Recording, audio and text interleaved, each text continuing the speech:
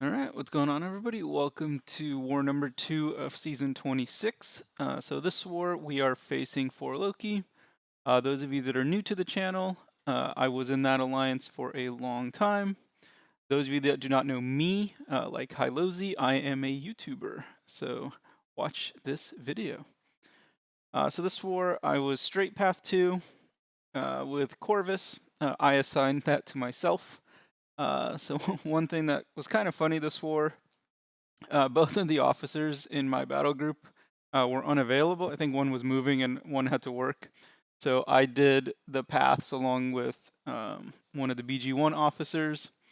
So that definitely added some stress to the war because you kind of feel responsible if people have a poor matchup or if something goes wrong. But I gave myself Corvus, kind of one of those, you know, stick it with your comfort zone situations. So I got those 3 skill fights, or Domino, and then the skill fights, and then the EMP mod and Path 2. So basically, this is my entire war, this Domino fight. So I placed the pre-fight. Now, you'll notice I have 2 mastery points left over. So I made 2 mistakes with this fight in terms of how I went about it. Number 1, I typically never do the step backs against Domino, even though you can, because pairing and blocking is a good way to build power with Corvus. So I'm okay with just taking a little bit of chit damage to build more power. But on this node, you actually can't build power anyway other than when Domino gets a bar of power. So that was a mistake. Number 2, these 2 points are for recoil. I went with the full Corvus build for this war, which means 9 out of 9 greater strength, 3 out of 3 in glass cannon, and it's going to be 3 out of 3 recoil for the rest of the war. And I didn't put it on this war because I knew I was going to throw a couple special ones this fight, and I didn't want to take the extra damage. And that was a big mistake. I definitely should have maxed recoil for this fight. So that you're going to definitely see that come back to haunt me quite a bit. This fight's a little bit of a Corvus trap, although it is doable. You can see I'm pretty much fully boosted. I used an invuln. It's useless for this fight, but because I had 9 of them, I figured why not, just in case. So you can see that I'm blocking, but I'm not gaining any power. And you also can't just do mediums because of the strike counter. So I do throw a heavy there, and she doesn't go lucky, which sucks. I really wanted to try to get the evade mission. That's why I brought Proxima. So there, again, 2 bars of power, and she doesn't go lucky again. So I never have a chance to get the mission. And then here she kind of goes like all or nothing. She just won't throw a special, which is weird. So I was a little worried. All I'm doing is healing her with those stupid armor breaks, actually.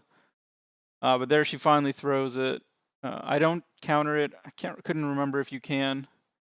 And I'm running low on glaive charges. You can see I only have 3. So there I did knock her down, but it didn't actually work. She never evaded. So now I have 1 glaive charge, but she was only at 8%, so I was able to kill her. So it got a little sketchy. I should have 100% maxed recoil for that fight. So that was a pretty bad mistake, but it ended up working out. The rest of the war is just going to be, 10 hits and go home. This HitMonkey fight is a joke. He doesn't do anything. You're never going to knock him down with Corvus, so super easy. This fight actually would be really easy even without a charge. You wouldn't need a charge with Corvus. What am I doing? Oh, I'm putting on my recoil points. Yeah, 1 fight too late. But you could do this HitMonkey fight. He has such low health with Corvus without ever knocking him down. If you use a power start 1, you could just kill him with 1 special 2. I actually didn't use a power start 1 because I knew that there was no point. I was never going to get to 2 bars of power anyway. One special is going to kill him, so I didn't want to waste a power start 1 for nothing. Jesus, what was I doing for so long? That invuln's running out. Hurry up. Oh, I think I was thinking about using a power start 1, and then I realized how stupid that was. I don't actually know if I even had the invuln. I never went and checked. But anyway, it doesn't matter. I mean, this fight's over already. He doesn't. I think he's going to throw 1 special 1. I'm just ignoring the strike counter. I'm not evading it. I'm just, I'd rather just throw that 1 potion into him and move on. Not taking any chances. So, yeah, no sense in using a PS1 because he's going to die with 1 special. I wasn't going to try to make him evade me because I didn't need any more charges. I didn't have any tough fights, so just straightforward. This fight, again, super easy. She doesn't do anything. This is actually kind of interesting placement.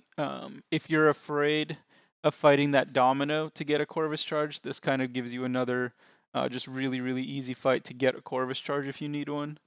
So kind of odd to put a a bad defender who's also a Corvus charge right there, but they did. So threw the heavy just for the strike counter again. No point in doing any of that. But yeah, I wanted the armor breaks before I threw the special 1. I read Corvus's abilities, and he actually gains extra attack if you throw the special 1 when they're armor broken, which I actually never knew. So fun Corvus fact. So then many hours later, I got this Jabari Panther. So one of the fights where I brought that white Magneto. So this is actually a Sig 1, rank 2, 6-star Jabari Panther. So kind of strange. So I threw on the PS1. Now, the main reason I used a PS1 was not because I needed it, because I could have killed all the champs pretty much without a special 2. But I wanted a special 2 crit for the thumbnail of the video. So that's why I used the Power Start 1. I had 7 of them, so I wasn't too worried about it. Corvus actually gets knocked back super far against Jabari. It's kind of funny. So you can see there, I didn't crit on the last hit because it killed her. So in the last fight, I'm going to be a little more cautious to make sure I get the special 2 crit at the end to get the picture for the thumbnail for the video. So the next fight, this is a yellow jacket. He actually reduces special damage by 75%, or unblockable specials by 75%. So I was just going to throw special 1s because the special 1s are not unblockable, so he won't reduce those. But yeah, again, he doesn't do anything, so super simple fight. Just yeah. I think I decided mid-fight, I'm just going to throw special 1s. I didn't want to evade the special because he power drains if I mess up. So, yeah, just kill him with the special 1. Really easy fight. Only a rank 2. I mean, it wouldn't have mattered, obviously, but that was only a rank 2. And this last fight, this is a 5-star Vision. I was a little worried that it was a 5-star and that I wouldn't get the special 2 third hit to crit, but but I was able to, so crisis averted. But this is a Vision. This node has strike counter power rate, and then the stung once, shy twice. Usually in my glory days, I would have tried to throw the special 2 with the power stings just to take a bunch of damage because it looks cool. But we're not flexing like that anymore.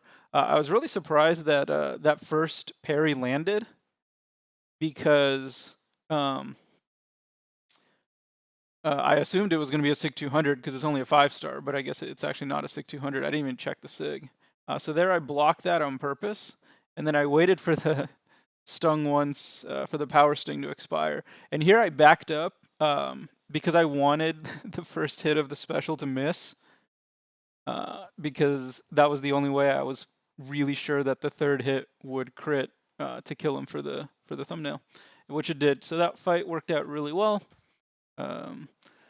So we did end up winning. It was like 12-4. So it was a pretty comfortable win for us. It was really never a particularly close war. Our battle group did have our first death of the season. We are now 101 in BG2, so we finished with 1 death. We won our BG 6-1, mainly on the back of work in progress's defense. So yeah, we are 2-0. Really good start for the Alliance. We have 7 deaths through 2 wars, so way better start than last season.